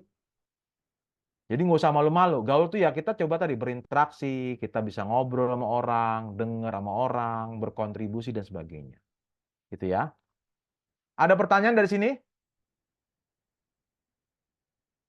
Clear, teman-teman? Teman-teman, Clear ya? jika ingin bertanya, dipersilahkan. Oke, Mungkin teman-teman. ini penting banget soalnya. Sembari saya nunggu untuk minum. Jelas, teman-teman? Kalau jelas, oke. Kalau belum, silakan bertanya. Tadi yang resen itu bertanya atau yang jelas? Ada yang angkat tangan tuh. Hah? Kenapa, Mbak Bunga? Itu ada yang angkat tangan. Oh, ada yang mau Teman-teman, nanya? Boleh, satu dulu pertanyaan ya. Nanti kita akan kasih tanya jawab. Yuk, ada pertanyaannya apa?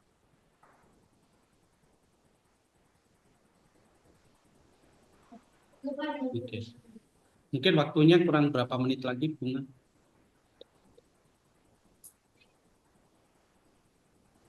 Bunga, waktunya kurang berapa? kurang 45 menit lagi, Coach. Oke, coba saya selesaikan dulu aja ya. Nanti di sesi pertanyaan lagi ya. Dilanjut. Oke, ya wes. Saya bisa lanjut. Oke, sebentar ya.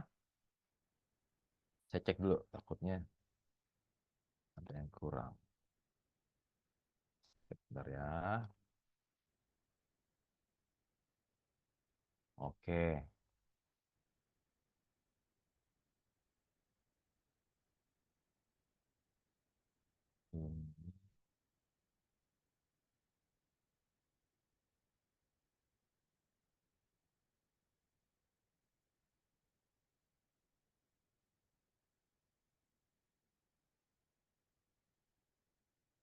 Oke.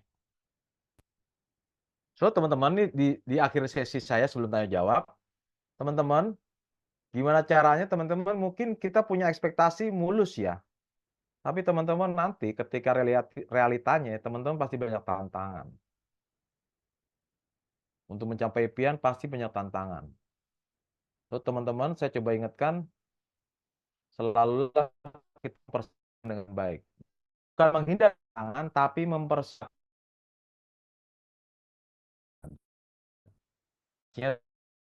Teman-teman. Gitu ya. Oke. Terakhir.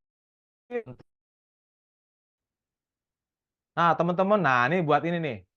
Kalau nanti tentang, sebenarnya ini tidak hanya tentang parenting, teman-teman. Kalau teman-teman tentang karir, gimana caranya teman-teman persiapan karir, teman-teman bisa follow saya di akun Coach Agung ya. Nanti teman-teman, nanti konten-konten itu banyak tentang bagaimana kita mempersiapkan karir, atau bagaimana tentang misalnya lagi overthinking, bagaimana saya bisa berinteraksi sama orang lain. Nanti teman-teman akan bisa lihat di sana. Oke? Udah follow, Coach. Kenapa? Sudah follow. Sudah follow? Wah, langsung. Luar biasa ya. Oke, silahkan itu saja teman-teman. Kalau nanti ada pertanyaan, silahkan ke Mbak Bunga. Mbak Bunga, silahkan.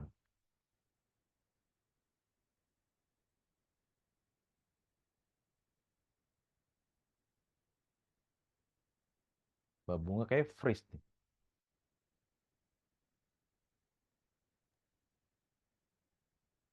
Bunga. Baik, mungkin sambil nunggu Bunga ini ya. Mungkin silakan kalau ada pertanyaan. Ya, silakan ke sini. Langsung saja supaya ada banyak pertanyaan ini. Wah, jangan susah-susah ya. Semoga saya bisa menjawab. Teman-teman masih semangat kan?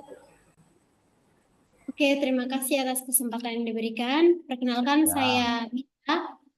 Jadi saya ingin bertanya terkait penjelasan dari tadi.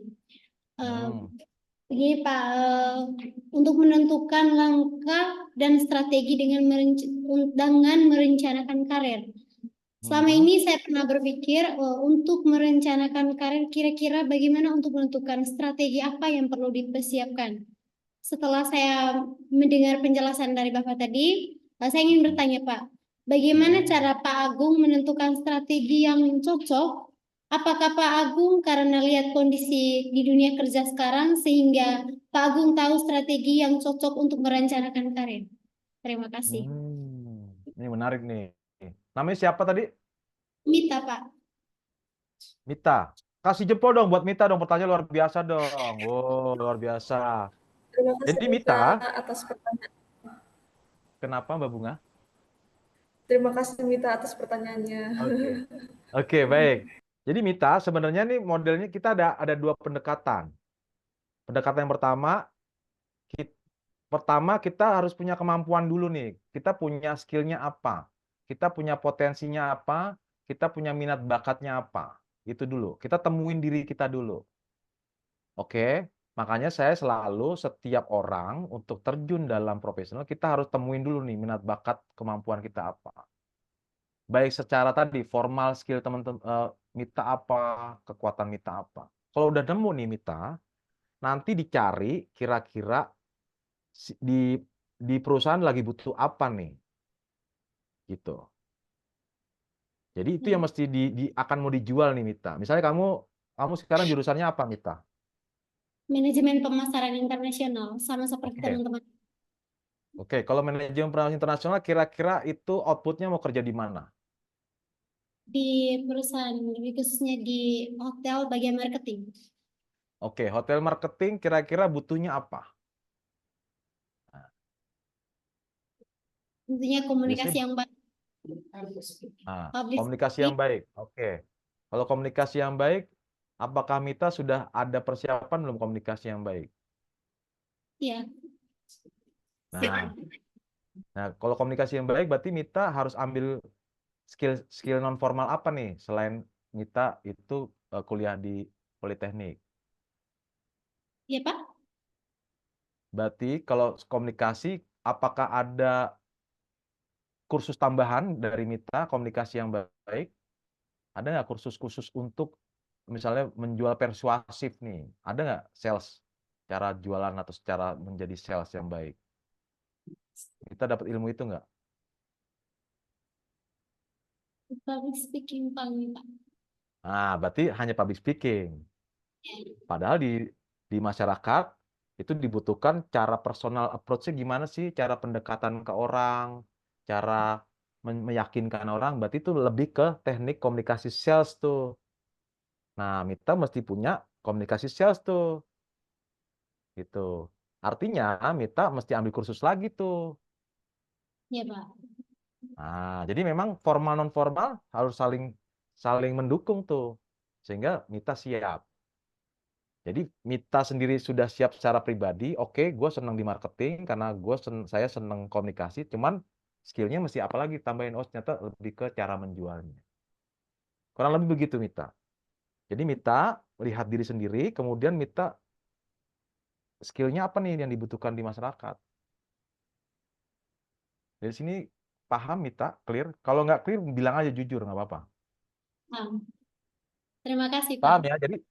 Jadi tambahan skill tambahan mesti harus disiapkan. Gitu ya. Oke, sip. Terima kasih kita. Ya.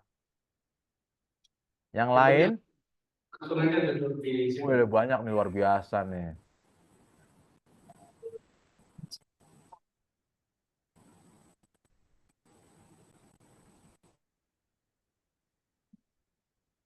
Selamat sore Pak. Saya Ibu Eti. Saya Ibu Yeti. Ya. Oke. Saya bergabung dengan Prodi MPI karena saya ingin mengembangkan diri. Jadi tepat sekali sore ini saya mendengar mata kuliah umum yang Bapak ajarkan. Jadi pengetahuan saya, pengalaman saya bahwa untuk mengembangkan diri itu ada tiga hal yang Bapak ajarkan yang saya dengarkan, yaitu pengetahuan, skill, dengan attitude. Jadi untuk mempersiapkan diri mencapai suatu hal di kemudian hari, tentunya harus modal dasarnya 3 itu ya Pak ya. Betul. Saya ingin bertanya Pak, karena di dalam perjalanannya itu tidak gampang untuk mencapai seorang yang sukses. Jadi kira-kira selain persiapan tiga hal penting itu, kira-kira tambahannya apa lagi begitu Pak? Untuk seseorang menjadi semakin kuat, misalnya mendapati berbagai macam tantangan, begitu Pak, untuk mencapai seorang yang sukses. Oke. Oh, berarti Kendala menurut Ibu ada tambahan apa gitu ya? persiapan Itu. diri apa gitu Pak, karena untuk menghadapi tantangan gitu loh Pak. Oke.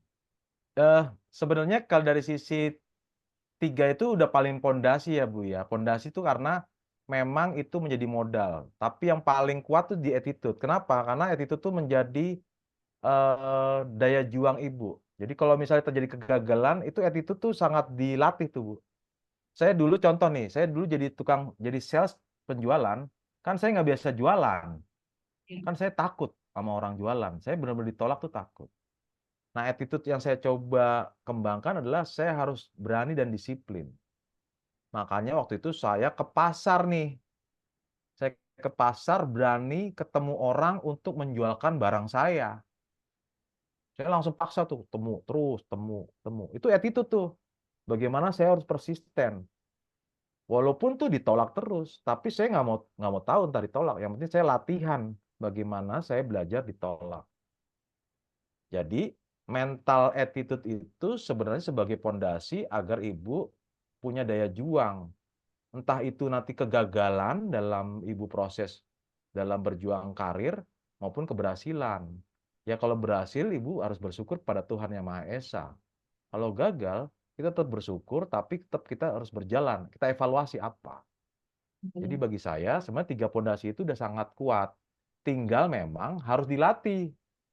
Kalau mau latihan attitude, ya praktek tadi, ketemu tuh sama orang, berinteraksi. Nanti kegagalan, kita berinteraksi dan sebagainya. Itu ya Bu ya. Jadi mental itu terbentuk emang harus di lapangan dilatih. Baik Pak, makasih Pak. Oke, terima kasih. Semangat ya Bu ya. Aduh. Oke, silakan.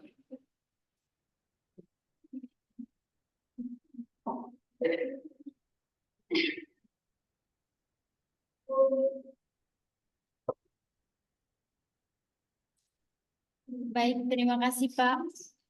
Ya. Saya ingin bertanya, apa yang membuat Bapak tertarik dalam dunia usaha dan bagaimana cara Bapak Agung untuk membuat dan merancang sebuah karir yang Bapak bangun saat ini menjadi usaha yang sukses dan handal? Wah, pertanyaannya berat banget. Diulang lagi gimana ya pertanyaannya?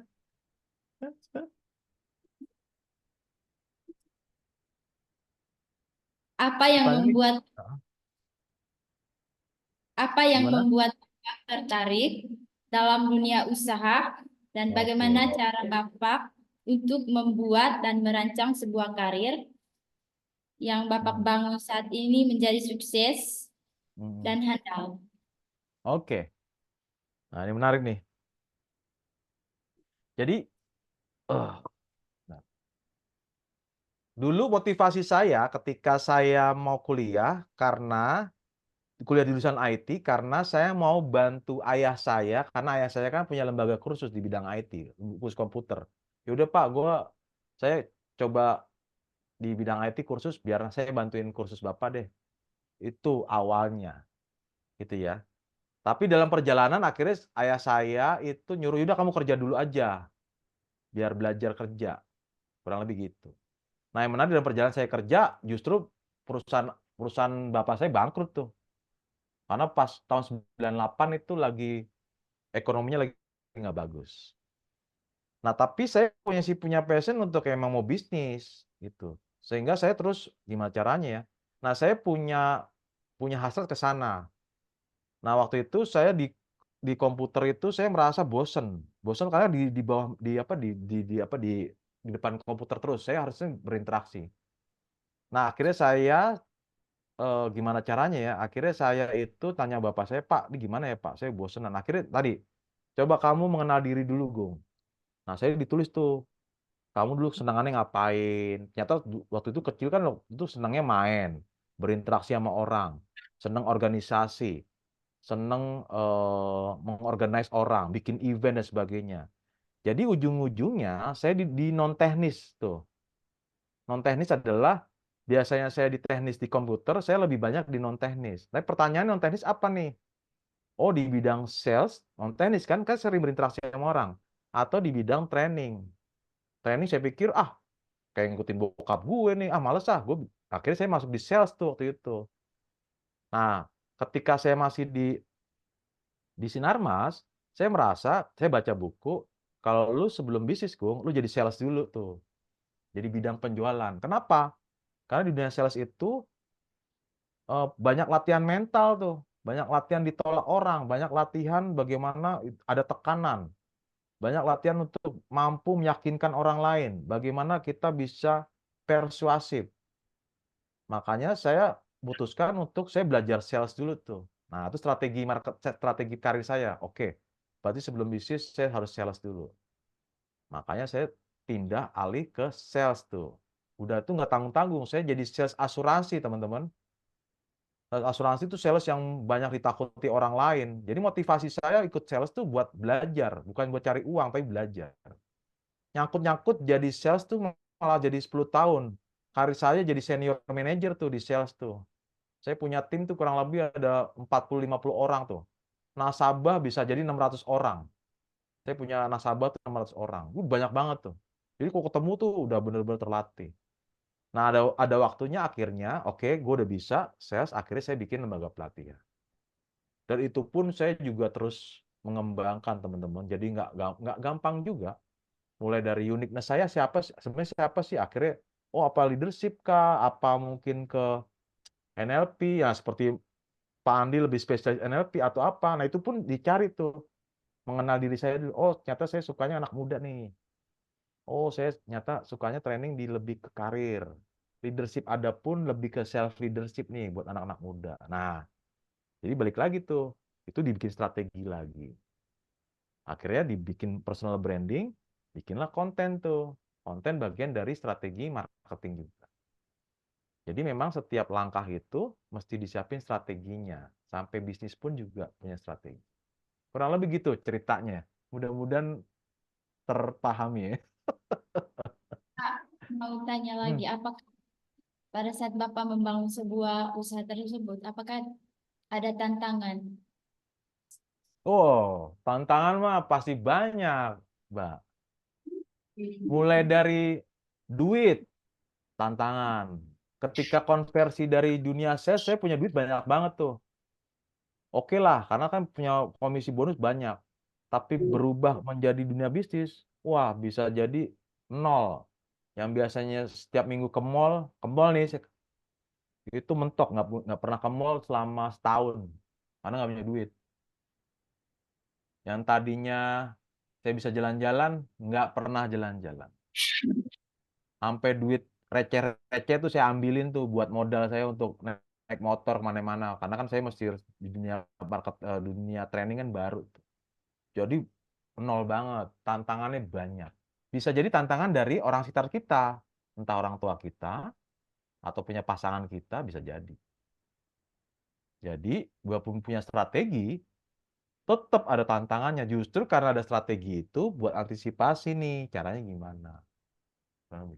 Jadi nggak mulus, Mbak. Baik, Pak. Terima kasih. Sip, semangat ya. Ya, Pak. Oke. Ya. Yes.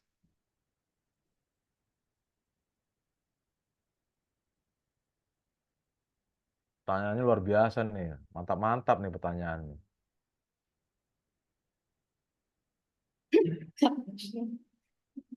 Selamat sore, Coach. Selamat Nama saya, sore. perkenalkan nama saya Usin. Di sini saya ingin Usin. bertanya. Oke. Usin. Saya bertanya soal passion, Coach. Kan setahu kita itu passion itu kan perasaan yang luar biasa ketika kita melakukan sesuatu pekerjaan yang kita sukai. Saya mau bertanya ini tentang saya, Coach. Saya anak seni, Coach. Dalam seni itu kan terdiri dari beberapa bidang. Dan saya suka semua dengan bidang itu. Suka semua. Tetapi dari banyaknya bidang itu, saya masih belum bisa mengenal passion saya yang sebenarnya itu di mana. Jadi, saya ingin bertanya kepada Coach, mungkin Coach itu mempunyai salah satu cara yang ampuh supaya kita itu bisa mengenal passion kita yang sebenarnya itu di mana. Tadi kamu passionnya, kamu senangnya di bidang apa? Seni. Bidang seni.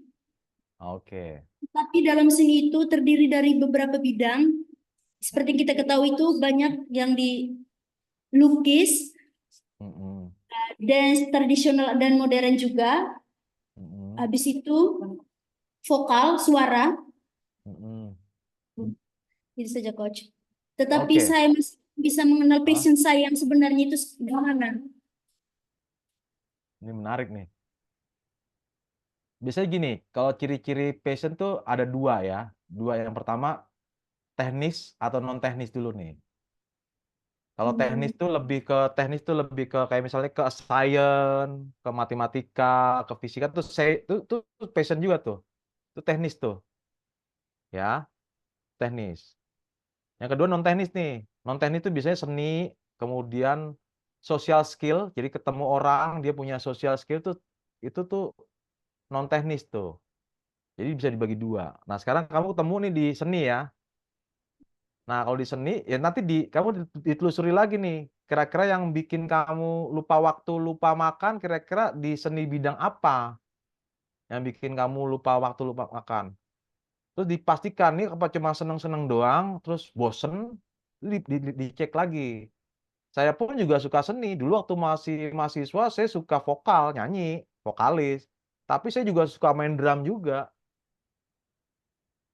Tapi juga akhirnya juga nggak sampai sekarang ya, ternyata seni itu sebagai hobi doang. Hobinya pun hobi pribadi. Jadi bukan sampai dimasukin komersil gitu. Tapi yang saya coba masukin ternyata, oh saya suka ngobrol nih. Nah ngobrol itu dimasukin dalam komersil apa? Oh ternyata dalam bidang coaching. Nah itu bisa dalam profesi. Nah jadi kamu nanti dicek mana yang memang sesuai gue banget, misalnya saya banget, dan yang lupa makan, lupa waktu. Jadi itu ketahuan di situ tuh. Kemudian nanti dicek lagi yang bisa dimonetize jadi duit yang mana nih. Kan gitu. Karena jangan sampai itu cuman lewat doang, hanya passion paling suka-sukanya doang gitu. Kemudian nanti passion itu dikombinasi dengan profesi kamu yang baru ini nih. Yang kamu sekarang lagi kuliah, nanti dikombinasi misalnya seni. Ya seni pun nanti kan bisa menjadi ajang marketing juga kan. Misalnya kamu bikin event di dalam hotel, kamu misalnya seni tari misalnya itu. Kamu kan tahu tentang tari nih. Kamu kan bisa bikin event tari juga yang dimana membuat traffic orang bisa masuk ke hotel. Nah, itu kan uniqueness kamu tuh akhirnya. Jadi aku spesialis marketing cuman di bidang event seni misalnya kayak gitu. Makanya semua itu dirangkum, profesi yang kamu sekarang kuliahin, passion itu dirangkum menjadi uniqueness kamu nantinya. Itu ya. So, ciri-cirinya adalah biasanya lupa makan, lupa waktu, itu yang bener-bener gue banget tuh biasa. Contoh nih, saya suka diskusi sama orang tuh sampai saya membangun orang itu bisa lebih bagus, sampai lupa makan, lupa waktu tuh. Oh, gue berarti senangnya diskusi tuh sama orang. Passion. Nah, gitu. Iya. Clear di sini. Nggak gampang tapi ya butuh waktu ya, nggak mesti cepet-cepet, butuh waktu. Gitu ya. Sip. Semangat ya. Oke.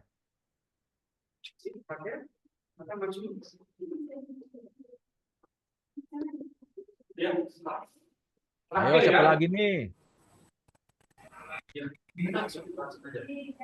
Teman-teman. Ini yang cowok kagak nanya nih, yang cowok nih penasaran ya.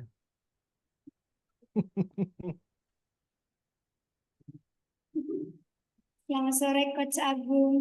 Selamat sore juga. Terima kasih Coach. Nama saya Almi. Dan saya sama seperti teman-teman yang lain adalah mahasiswa manajemen pemasaran internasional. Sebelumnya saya mengapresiasi sekali akan coach, banyak sekali pengalamannya. Dan di sini di perkenalan tadi saya melihat kalau Coach Agung itu pernah bekerja di bidang pemasaran atau penjualan itu kurang lebih selama 10 tahun ya Coach. Nah Coach, karena jurusan saya sekarang adalah manajemen pemasaran internasional dan saya rasa ini adalah hal yang berkesinambungan. Jadi yang perlu saya tanyakan adalah kira-kira menurut Coach yang sudah memiliki pengalaman, apakah yang menjadi hard skill ataupun soft skill yang dibutuhkan ketika menjadi seorang sales? Itu saja sih Coach, terima kasih. Pertanyaannya bagus. Oke. Oke. Jadi ya pasti kalau teori konsep pemasaran teman-teman udah pasti belajar ya. Tapi yang hard skill ya yang mesti teman-teman siapkan, teman-teman mesti belajar digital marketing. Digital marketing. Jadi teman-teman mesti belajar cara FB Ads gimana, cara mengiklankan pakai Facebook gimana, mengiklankan pakai TikTok gimana, mengiklankan pakai IG gimana. Teman-teman harus belajar tuh di situ tuh. Yang kedua itu yang pertama. Yang kedua teman-teman mesti belajar branding. Branding. Jadi teman-teman mesti belajar branding, bagaimana menentukan branding setiap produk branding lah, personal branding lah. Itu karena pemasaran tuh penting, branding. Kalau pemasaran digital marketing, kemudian branding, teman-teman juga belajar hard skill copywriting. Pernah dengar nggak copywriting? Oh iya, pernah Nah, bagaimana dengar. teman-teman bagaimana membuat mention atau tulisan yang bisa menarik, itu copywriting. Nah, ini penting nih di pemasaran nih. Jadi teman-teman misalnya bikin headline nih, 3 rahasia bla bla bla bla, itu copywriting tuh. Teman-teman mesti belajar di situ. Jadi copywriting. Itu dari sisi hard skill ya. Jadi copywriting, digital marketing, sama satu lagi tadi apa? Branding. Ya, karena branding itu nanti belajar riset ke customer. Customer sekarang tuh lagi ngapain? Itu ada ilmunya. Jadi teman-teman mesti harus belajar di situ. Dari sini clear ya. Nanti bisa dicatat situ. Kalau dari sisi soft skill, teman-teman mesti punya kemampuan mampu mendengarkan orang lain. Karena seorang marketing bisa lebih tajam untuk meyakinkan orang lain atau sales bisa meyakinkan orang lain itu karena kemampuan mendengarkan. Sehingga kalau kita punya mampu mendengarkan, maka kebutuhan orangnya akan lebih tahu nih. Jadi kemampuan sales itu soft skill-nya bukan mampu untuk berbicara saja, bukan mampu untuk meyakinkan saja, bukan mampu untuk mengarahkan, tapi mampu mendengarkan. Ketika kita mampu mendengarkan, maka kebutuhan si customer itu akan lebih tajam nih. Ketika lebih tajam kebutuhannya dan permasalahannya, maka kita bisa bantu orang itu secara efektif. Maka kita bisa memberikan solusi secara efektif. Nah, ini soft skill-nya. Itu aja, kemampuan mendengarkan. Oke. Kalau Terima public kasih. speaking, cara ngomong gampang. Udah pasti udah pada banyak. Siap, Gitu ya. Ya, Sip. terima kasih Coach untuk Semangat ya. jawaban Coach. Ya.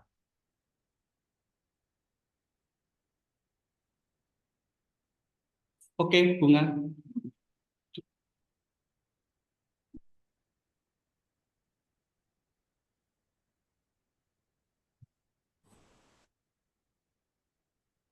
Sudah cukup, Bunga. Di sini tidak ada pertanyaan lagi. Oh, rupanya freeze ya, Bunga. Oke, baik.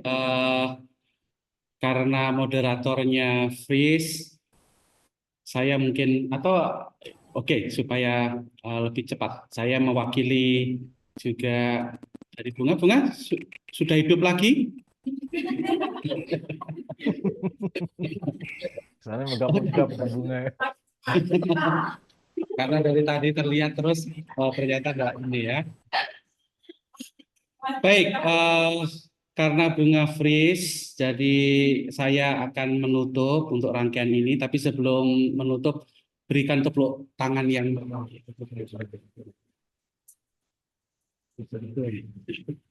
terima kasih Coach Agung untuk penjelasannya, paparannya. Jadi ada banyak hal ya teman-teman, adik-adik semua, walaupun ada istilah-istilah yang mungkin Anda tidak asing yang disampaikan, tetapi kedalamannya tentu ada banyak hal yang baru. Semakin diperdalam, semakin dipertegas, apalagi tadi ungkapan-ungkapan dari Coach Agung soal kompetensi yang harus diperkuat dengan pengetahuan, dengan keterampilan, ya, dengan attitude, dengan sikap, itu semakin mempertegas bahwa ketiga hal itulah yang harus dioptimalkan, digali, diasah terus-menerus supaya kita menjadi orang yang profesional, gitu ya. Jadi tujuannya adalah kalau kita bekerja menjadi profesional, maka trust itu akan terjadi. Ya, orang akan percaya, orang akan yakin bahwa ya memang kamu ahli dan saya ini atas nama perusahaan layak untuk menggaji ya atau meng-hire karena kamu layak untuk dipercaya. Nah, ini yang harus dipertegas oleh teman-teman bahwa perusahaan itu butuh trust. Karena apa? Karena mereka menggaji kita. Menggaji untuk mempertumbuhkan perusahaannya. Dan trust itu terbentuk ya karena dari tiga hal itu. Dan ternyata tiga hal itu tidak hanya sekedar luaran aja ya. Hanya sekedar pengetahuan apa, tapi kedalamannya ada banyak. Ada pengetahuan formal, ada non-formal. Ada yang soal apa itu keterampilan tadi, ada yang hard skill, ada yang soft skill, bahkan attitude tadi, ada yang sikap tapi juga wisdom, kebijaksanaan. Nah, ini kan sesuatu yang menarik yang perlu kita belajar bersama-sama dari teman-teman di sini. Jadi terima kasih Coach Agung telah memberikan pembelajaran buat kita kurang lebih 2 jam ya, tidak terasa. Untuk ya waktunya sehingga kita semuanya semakin diperdalam tentang bagaimana menghidupi karir yang sedang kita raih, dan semoga apa yang disampaikan itu membekas pada anak-anak kami di Politeknik ini dan membuat mereka juga semakin semangat untuk belajar untuk menjadi profesional ke depannya. Amin. Terima kasih dan kita tutup untuk rangkaian ini dengan foto bersama mungkin ya. Ya, supaya kelihatan lebih bagus. Di sini saya bisa enggak? Oke ya. Kelihatannya harus. Nah. Oke, boleh dibuka kameranya semua. Oh, yang di sini juga kita, Bu Fitri masih ada apa sudah menghilang ya? Wajah saya yang di situ jadi gelap. Nah, harus mengarah ke sini ya. Oke, siap. Ini melihat ke sini dah. Nah, melihat ke sini. Oke ya. 1, 2, 3. Oke, senyum dulu yang paling manis. 1, 2, 3. Oke, baik. Ya, Bunga mohon izin saya ambil alih ya karena kamu dalam posisi patung gitu ya. Dan mati lagi. Terima kasih Coach Agung dan senantiasa sehat selalu ya, dan Tuhan selalu memberkati dan memberikan kelimpahan rezeki. Ya, baik. Amin. Salam sukses ya Mas Andi ya dan teman-teman ya. Oke, Ya. baik. Izin pamit ya. Oke, baik. Kita tutup juga.